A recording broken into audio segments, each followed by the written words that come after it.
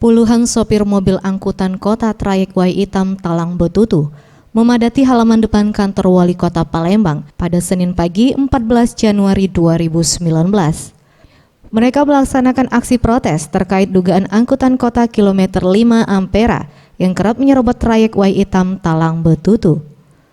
Dituturkan Ramianto, koordinator aksi ini dilakukan untuk meminta Dinas Perhubungan Palembang segera menindak tegas angkutan kota yang kerap melanggar trayek yang sudah ditentukan. Terutama trayek KM5 yang disinyalir kerap melanggar trayek Y Hitam Talang Betutu secara terang-terangan. Kita mengeluhkan trayek KM5 yang selama ini banyak pelanggaran, makanya kami minta kepada aparat pemerintah dalam hal ini untuk menindak tegas.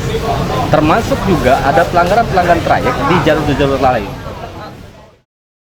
Menanggapi hal tersebut, Sulaiman Amin, Asisten 1 Pemkot Palembang mengatakan, setelah beraudiensi dengan perwakilan massa aksi, Dinas Perhubungan Kota Palembang akan berkoordinasi dengan Polresta Palembang untuk segera melakukan penertiban terhadap angkot kilometer 5 yang dinilai melanggar trayek dan memberikan sanksi penarikan izin trayek.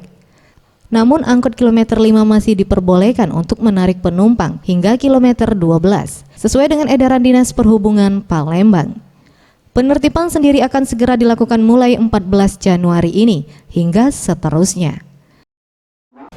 Disub dan jajaran tentunya berkoordinasi dengan pihak Polresta Palembang akan melakukan penertiban terhadap angkot-angkot kilometer 5 yang menyalahi trayek sampai dengan pencabutan izin trayek yang pertama.